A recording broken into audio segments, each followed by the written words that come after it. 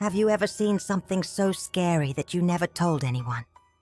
Maybe you'd rather forget what you saw than relive the terror in your mind over and over again.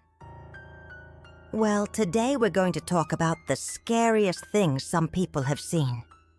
In our lead story, we'll examine the case that inspired The Conjuring. Let's get started.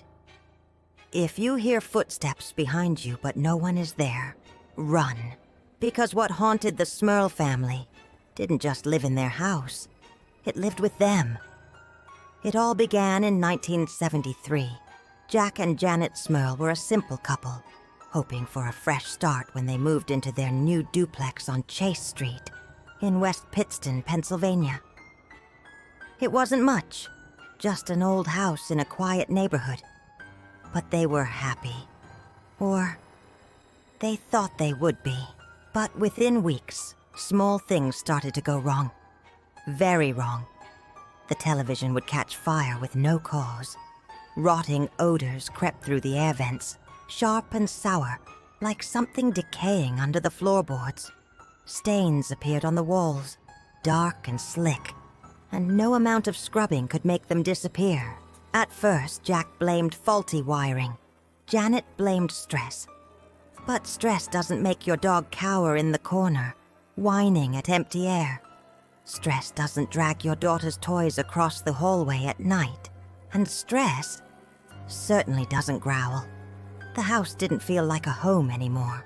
It felt aware. The footsteps came next. Heavy, slow, deliberate. Crossing the hallway just beyond the door, Jack would fling it open. Nothing. Every time, nothing. But they all heard it. One night, while Janet bathed their daughter, the bathroom mirror fogged up and a message appeared, drawn by a finger. "Get out!" Then, it touched them. It started with cold spots, ice on the back of the neck, then scratches. Deep, red, claw-like slashes across Jack's back as he slept. One night, Janet woke up levitating, hovering midair, unable to scream, paralyzed in silence, as something unseen threw her against the wall. But the worst came for Jack. He wouldn't talk about it at first. How could he? Until one night he broke down in tears, trembling. "I was raped," he whispered. "By something invisible, something that wasn't human." Terrified, they sought help. That's when Ed and Lorraine Warren stepped into the story. Demonologists, paranormal investigators, the real-life figures behind the Conjuring films.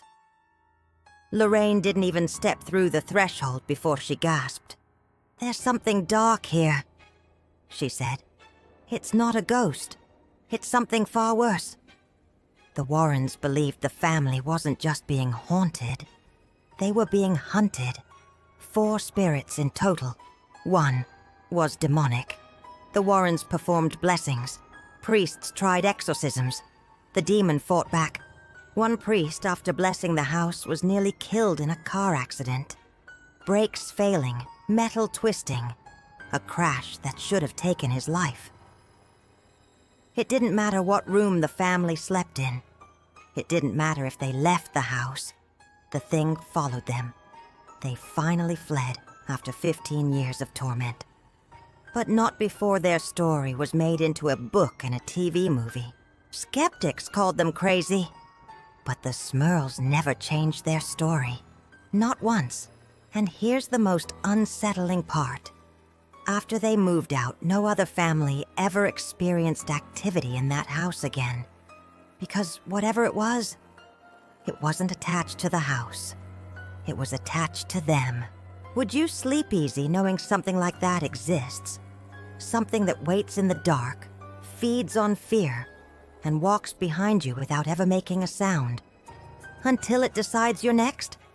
Well, that's all for now. If you enjoyed this terrifying tale, please consider subscribing for more spine-chilling stories.